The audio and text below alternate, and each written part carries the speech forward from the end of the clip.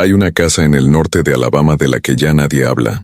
Está en un camino de tierra que no aparece en los mapas modernos, rodeada de pinos tan densos que la luz del sol apenas toca el suelo. Los pocos lugareños que aún la recuerdan cambian de temas y preguntas. Apartan la mirada. Te dicen que hay historias que no están hechas para contarse. Pero yo encontré los registros, documentos judiciales, datos del censo, informes hospitalarios que habían estado sellados durante 70 años. Y lo que descubrí fue un árbol genealógico que no se ramificaba hacia afuera como debía, sino que se torcía sobre sí mismo una y otra vez. Su nombre era Silas Greenwood, y entre 1920 y 1958 se casó con 3 mujeres. Todas eran parientes consanguíneas suyas. Todas dieron a luz a sus hijos. Y todas están enterradas en tumbas sin nombre en un terreno abandonado desde 1959. Esto no es folclore. No es una leyenda urbana susurrada alrededor de fogatas. Es historia documentada que alguien trató con empeño de borrar. La historia de Silas Greenwood comienza en 1898 en un valle tan remoto que, cuando llegó el primer encargado del censo en 1900, lo marcó en su mapa como un territorio no incorporado, un lugar salvaje. Silas nació como el mayor de 9 hijos en una familia que había vivido en esas colinas durante 3 generaciones, desde que su bisabuelo huyó de Georgia tras la guerra civil. No confiaban en los forasteros, no querían interferencia del gobierno, y lo más importante, creían que las líneas de sangre debían mantenerse puras. Para cuando Silas cumplió 22 años, medía más de 1,80 m, con unos ojos pálidos que, según decían, podían atravesarte de una mirada. Rara vez hablaba, nunca sonreía, y, según un vecino entrevistado en 1962, tenía una manera de hacerte sentir culpable de algo, solo por estar en la misma habitación. Pero lo que nadie sabía todavía, lo que no se descubriría hasta 40 años después, era que Silas ya había empezado a planear algo que convertiría su apellido en sinónimo de pesadilla. El primer matrimonio ocurrió en el invierno de 1920. Silas tenía 22 años. Su novia tenía 18. Se llamaba Ruth Greenwood y era su prima hermana. En los valles aislados del norte de Alabama, aquello no era raro. Las familias se habían estado casando entre sí durante generaciones, en parte por necesidad, simplemente no había mucha gente, y en parte por ideología. Los Greenwood creían, como muchas comunidades cerradas, que casarse dentro de la familia mantenía unida la tierra, fortalecía la sangre, y alejaba a los extraños que podían diluir lo que consideraban su herencia. Pero lo que hacía diferente a Silas era la intención. Según un diario hallado en las ruinas de la casa familiar en 1973, Ruth no quería casarse con él. Intentó huir 2 veces antes de la boda. Ambas veces fue devuelta por su padre y por el padre de Silas, que eran hermanos. La entrada del diario 3 días antes de la ceremonia decía: «Dicen que es la voluntad de Dios. Dicen que no tengo elección. Silas me observa por la ventana de noche. Lo siento incluso cuando no puedo verlo».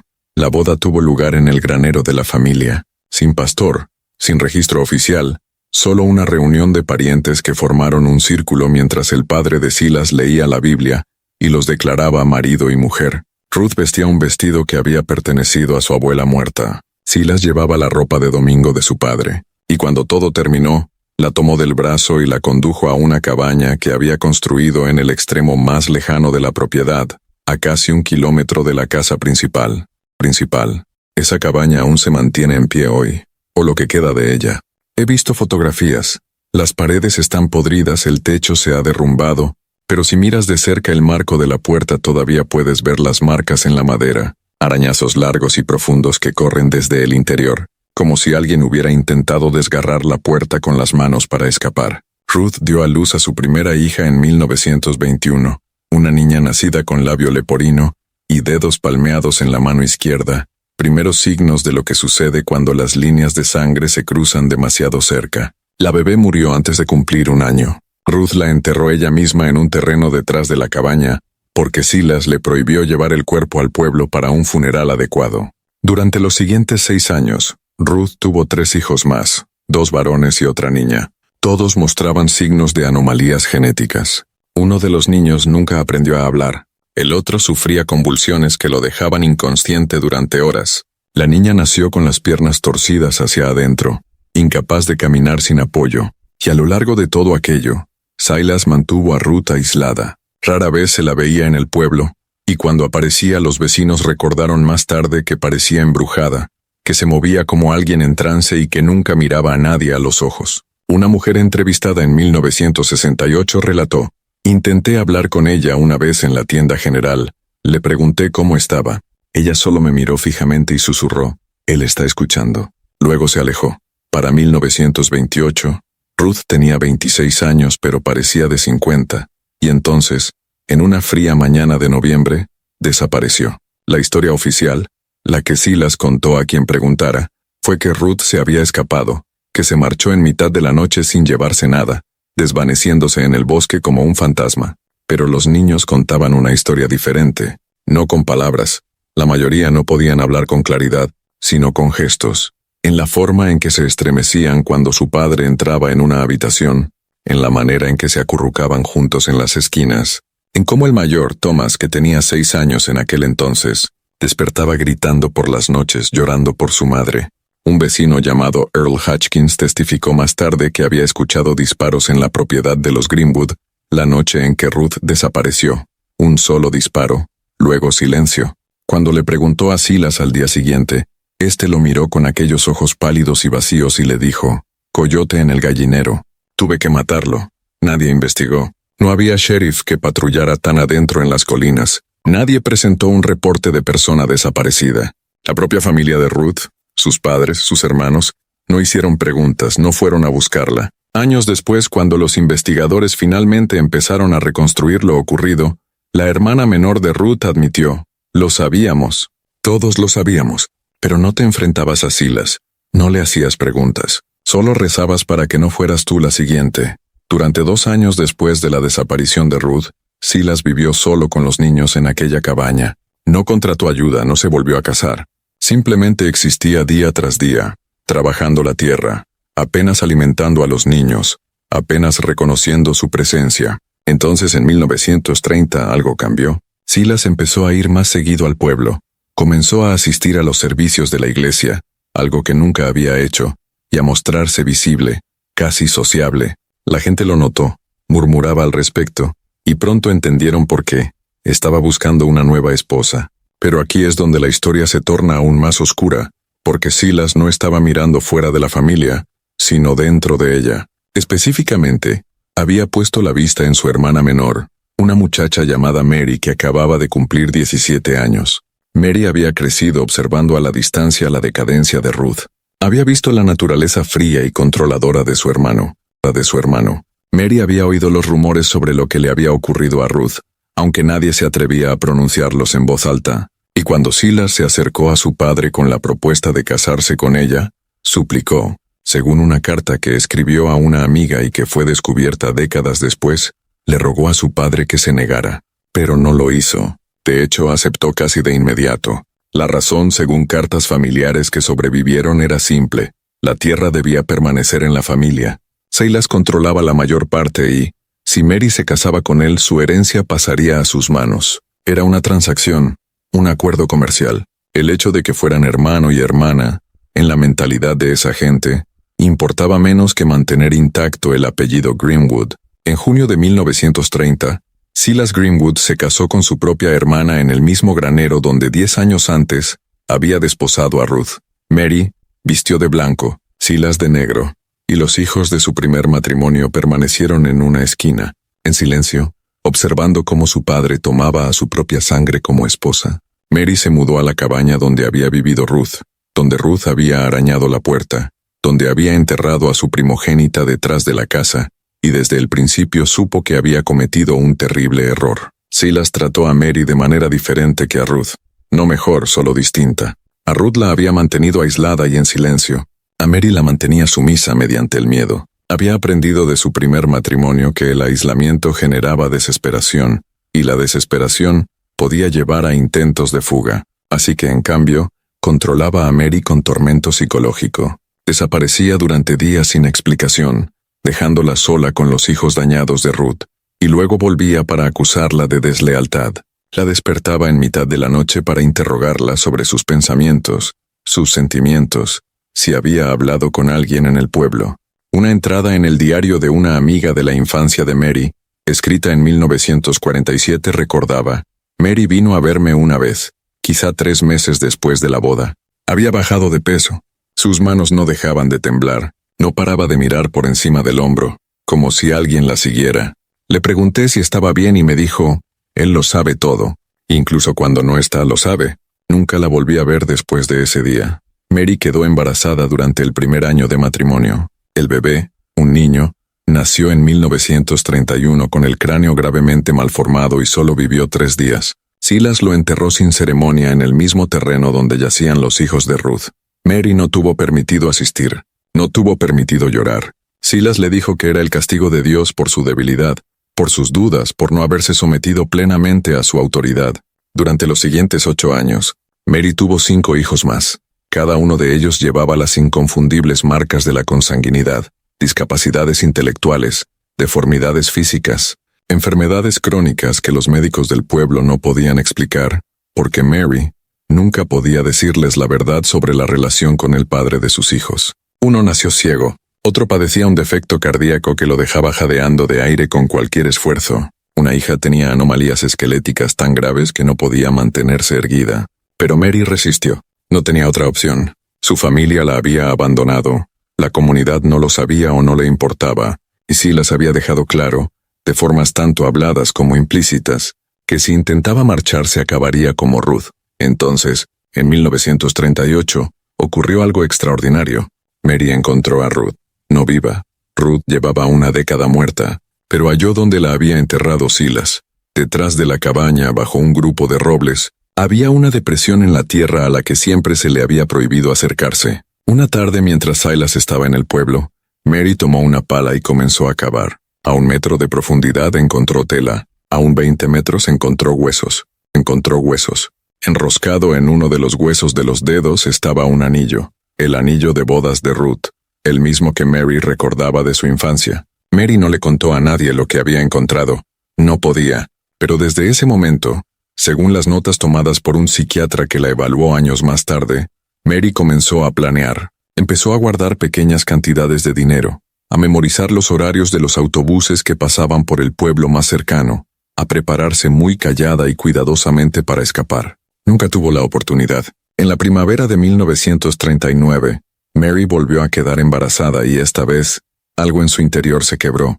Dejó de comer, dejó de hablar. Según el propio testimonio de Silas, dado décadas más tarde en circunstancias muy distintas, Mary pasó los últimos 3 meses de su embarazo, sentada en una mecedora junto a la ventana, mirando fijamente hacia el bosque, y tarareando una y otra vez la misma canción de cuna que su madre solía cantar. La niña nació en agosto. Al principio parecía sana, lo cual era inusual, pero Mary la miró una sola vez. Se la entregó a Silas y dijo: «Esta es tuya, yo terminé». 3 días después, Mary Greenwood entró en los bosques detrás de la cabaña y nunca regresó. Silas afirmó que había abandonado a la familia, pero la verdad que no saldría a la luz hasta mucho más tarde, era mucho peor. Cuando Mary desapareció, Silas no lo reportó, no organizó una búsqueda, ni siquiera se lo contó a los padres de Mary durante casi 2 semanas. Y cuando finalmente lo hizo, su explicación fue simple, casi ensayada. Ella no pudo soportar ser madre. Se fue. Las mujeres hacen eso a veces. El padre de Mary, el mismo hombre que había entregado a su hija a su propio hijo en matrimonio, aceptó esto sin cuestionarlo. O tal vez eligió no hacerlo, porque cuestionarlo significaba confrontar lo que había permitido, lo que había tolerado, y esa era una culpa demasiado pesada para soportar. Pero hubo alguien que no aceptó la historia. El hermano menor de Mary, James, que tenía solo 14 años cuando ella se casó con Silas, se había convertido en un hombre capaz de reconocer una mentira cuando la escuchaba. En 1940, James acudió al sheriff local, un hombre llamado Curtis Wade, y exigió una investigación. El sheriff Wade estaba reacio. Los Greenwood eran conocidos en el condado. No eran queridos, pero sí temidos. Se mantenían apartados, no causaban problemas públicos y, lo más importante, poseían mucha tierra. Wade sabía que levantar acusaciones contra Silas podía traerle problemas que no quería enfrentar. Pero James fue persistente. Mencionó la desaparición de Ruth 11 años antes. Habló de los hijos extraños y enfermos que todos habían visto, pero de los que nadie hablaba. y señaló el hecho de que ya 2 mujeres habían desaparecido de la vida de Silas Greenwood sin dejar rastro. Finalmente Wade accedió a visitar la propiedad. Llevó consigo a un ayudante. Llegaron sin previo aviso una gris mañana de octubre y encontraron a Silas trabajando en el campo detrás de la cabaña. Cuando Wade preguntó por Mary, Silas repitió la misma historia. Se había ido, era débil, no podía con sus responsabilidades. Wade pidió registrar la propiedad. Silas se negó. Wade insistió. Silas, según el informe del ayudante presentado ese día, sonrió por primera vez en la memoria de cualquiera y dijo: «Necesita una orden para eso, sheriff, y no la va a conseguir porque usted sabe tan bien como yo que a nadie le importa lo que pase aquí». Tenía razón. Wade se marchó con las manos vacías. Nunca se emitió una orden, nunca se realizó un registro. Y a James, el hermano de Mary, le dijeron sin rodeos que dejara el asunto o afrontaría las consecuencias. 3 meses después abandonó Alabama y nunca regresó. Durante los 6 años siguientes, Silas vivió en aquella propiedad con 9 hijos, 4 de Ruth y 5 de Mary. El mayor tenía 17 años. El menor era la niña que Mary había dado a luz antes de desaparecer. Los vecinos los veían ocasionalmente en el pueblo, una extraña procesión silenciosa siguiendo a su padre. Los niños nunca hablaban, nunca jugaban. Se movían como sombras, con ojos hundidos y miradas fantasmales. Y entonces, en 1945, Silas tomó a una tercera esposa. Su nombre era Anna. Tenía 19 años y era su sobrina, hija de su difunto hermano mayor, el mismo que años atrás había ayudado a arrastrar a Ruth de vuelta cuando intentó escapar. La madre de Anna había muerto en el parto. Su padre había fallecido en un accidente agrícola cuando ella tenía 16 años. No tenía otra familia más que Silas, y cuando él se le presentó con una propuesta de matrimonio, no tenía a dónde ir. El patrón volvía a repetirse. Anna era distinta de Ruth y Mary en un aspecto crucial. Sabía leer y escribir bien, y había pasado 2 años trabajando en la oficina del secretario del condado antes de la muerte de su padre. Entendía los registros, entendía la documentación, y lo más importante, comprendía que lo que Silas estaba haciendo no solo era moralmente repugnante, sino también ilegal, incluso bajo los laxos estándares de la Alabama rural de los años 40. Pero también estaba sola, empobrecida y en una época en la que una mujer sin familia apenas tenía opciones. Así que en la primavera de 1945, Anna se convirtió en la tercera señora Greenwood. Nunca se presentó una licencia de matrimonio oficial. Como los anteriores, fue una ceremonia privada dirigida por el propio Silas, con solo los niños dañados como testigos. Anna se mudó a la cabaña que ya había reclamado a 2 mujeres antes que ella, y en cuestión de semanas, comenzó a comprender todo el horror en el que se había adentrado. Los niños no solo estaban descuidados, estaban traumatizados. Algunos nunca habían aprendido a hablar con claridad. Otros mostraban señales de abuso físico y psicológico severo. El hijo mayor Thomas, ya con 23 años, apenas podía funcionar. Pasaba horas meciéndose hacia adelante y hacia atrás, susurrando el nombre de su madre muerta. Pero Anna hizo algo que Ruth y Mary no pudieron o no se atrevieron a hacer. Empezó a llevar un registro oculto bajo una tabla suelta del suelo de la cabaña. Guardaba un diario en el que documentaba todo: el comportamiento de Silas, las condiciones de los niños, los lugares de la propiedad donde la tierra parecía removida, las noches en que Silas desaparecía en el bosque con una pala y regresaba horas más tarde con tierra bajo las uñas. Una entrada fechada en julio de 1946 decía: «Hoy encontré huesos pequeños envueltos en tela detrás del granero. Le pregunté a Silas por ellos. Dijo que eran huesos de animales, pero no lo son. Sé cómo luce la caja torácica de un niño. Trabajé en la oficina del secretario. Llené certificados de defunción. Son niños, sus hijos, los que no sobrevivieron, los que nunca reportó». Anna quedó embarazada a finales de 1945. Al principio trató de ocultarlo. Intentó provocarse un aborto con métodos que había escuchado susurrar a mujeres del pueblo, pero Silas lo supo, siempre lo sabía, y le dijo con su manera fría y sin emociones que si dañaba a su hijo, se aseguraría de que nunca más tuviera la oportunidad de dañar a otro. El bebé nació en agosto de 1946, un niño. Tenía labio leporino y pies ambos, pero estaba vivo y respiraba. Anna lo llamó Samuel en honor a su padre. Silas nunca lo llamó por su nombre. Se refería a él únicamente como el chico o eso. En los 3 años siguientes, Anna tuvo 2 hijos más. Ambos mostraban las señales inconfundibles. retrasos en el desarrollo, anomalías físicas, las catástrofes genéticas que ocurren cuando los árboles genealógicos se pliegan sobre sí mismos. Y con cada nacimiento, las entradas en el diario de Ana se volvieron más desesperadas, más detalladas y más decididas. Estaba construyendo un caso, documentando pruebas y esperando una oportunidad.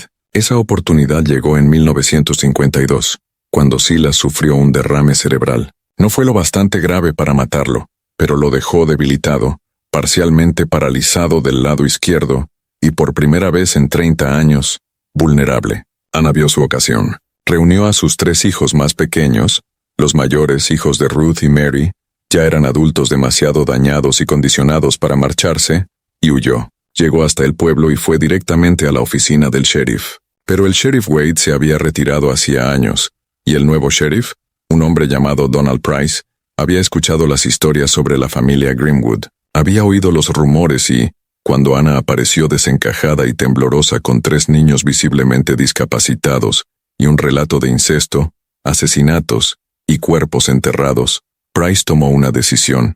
No le creyó, o más bien, eligió no creerle, porque hacerlo significaba abrir una investigación que implicaría no solo a Silas, sino a toda una comunidad que había cerrado los ojos durante décadas. Significaba exhumar cuerpos. Significaba testificar en los tribunales sobre cosas que la gente quería olvidar. Así que el sheriff Price llamó a Silas.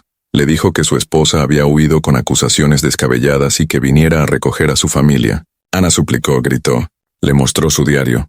Pero Price igualmente la entregó de nuevo a Silas junto con sus hijos, advirtiéndole que si alguna vez hacía tales acusaciones otra vez, sería internada en el manicomio estatal por histeria. Silas se la llevó a casa. 2 semanas después Ana desapareció. Igual que Ruth, igual que Mary, desaparecida sin dejar rastro. Durante 7 años después de la desaparición de Ana, Silas Greenwood vivió solo en aquella propiedad con los hijos que quedaban, los demasiado rotos para irse, demasiado condicionados para cuestionar. Ya estaba en sus 60, con la salud deteriorada, su cuerpo debilitado por el derrame, pero su control nunca flaqueó. Los hijos ya adultos lo cuidaban, lo alimentaban, lo bañaban, le obedecían sin reparos incluso mientras se consumía en la misma cabaña donde habían desaparecido 3 mujeres. Silas murió en el invierno de 1959, a los 61 años. No hubo funeral ni obituario. Los propios hijos lo enterraron en la propiedad, en una tumba sin nombre.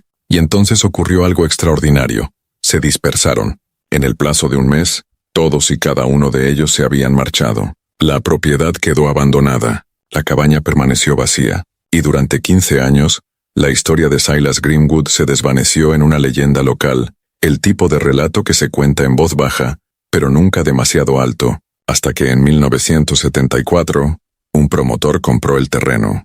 Planeaba limpiarlo, parcelarlo y convertirlo en lotes residenciales. Pero cuando su cuadrilla empezó a inspeccionar la propiedad, encontraron algo que detuvo todo.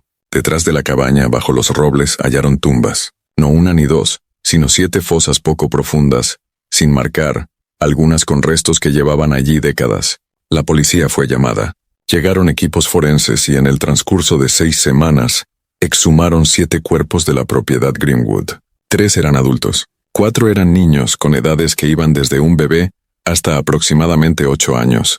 Los registros dentales y el análisis óseo identificaron finalmente a 2 de los adultos. Ruth Greenwood, reportada como desaparecida en 1928, y Mary Greenwood, desaparecida desde 1939. Los restos del tercer adulto nunca fueron identificados de manera concluyente, pero pruebas de ADN realizadas años más tarde confirmaron que se trataba de una mujer de entre 20 y 30 años, consistente con la edad y la época de Ana. Los restos de los niños contaban una historia aún más oscura. Los 4 mostraban signos de graves anomalías genéticas, huesos fusionados, cráneos malformados, evidencia de condiciones que habrían hecho imposible sobrevivir más allá de la infancia. Eran los hijos que no lo lograron, los que Silas había enterrado en secreto en lugar de reportar sus muertes, los que ocultó porque su mera existencia era prueba de lo que había hecho. Pero lo que más me atormenta de este caso es lo siguiente. Cuando los investigadores finalmente localizaron a los hijos sobrevivientes, aquellos que habían huido en 1959, ninguno quiso testificar, ninguno confirmó lo ocurrido. Thomas, el mayor, que tenía entonces 52 años, dijo a los investigadores: «Mi padre hizo lo que pensaba que era correcto. No me corresponde juzgarlo». Otro de los hermanos simplemente respondió: «El pasado está enterrado. Déjenlo enterrado». El condicionamiento era tan profundo, el trauma tan absoluto, que incluso décadas después, incluso tras ser libres, no podían condenarlo. O tal vez se protegían de la vergüenza, del juicio, de la conciencia de que eran el producto de algo innombrable. Nunca se presentaron cargos. Silas estaba muerto. El plazo de prescripción de cualquier crimen había expirado hacía tiempo, y el sistema legal de 1974 no tenía un marco para procesar a un hombre muerto por delitos que la comunidad había permitido tácitamente durante 30 años. La propiedad fue confiscada por el condado por impuestos impagos. La cabaña fue demolida en 1976. Hoy la tierra forma parte de un bosque estatal. Un sendero la atraviesa, y la gente pasa cada día por el lugar donde estuvo la cabaña, sin tener idea de lo que allí ocurrió. No hay placa histórica, ni memorial, nada que indique que este rincón silencioso del bosque de Alabama fue escenario de una de las historias familiares más perturbadoras de la historia estadounidense. El año pasado visité el lugar.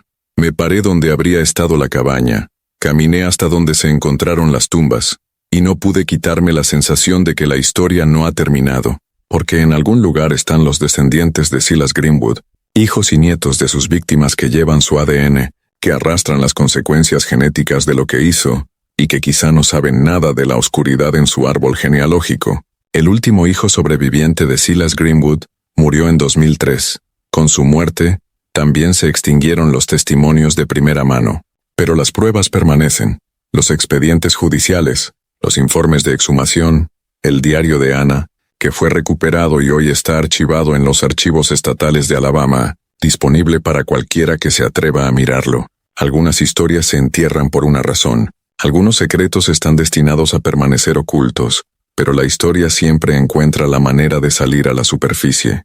La verdad siempre encuentra cómo abrirse camino desde la tierra, por muy profundo que se entierre. Silas Greenwood se casó con 3 mujeres, todas sus parientes de sangre. Las controló, las aprisionó y, cuando intentaron escapar o ya no pudieron soportarlo, las borró de la existencia. Y durante 30 años toda una comunidad lo permitió. Ese es el verdadero horror.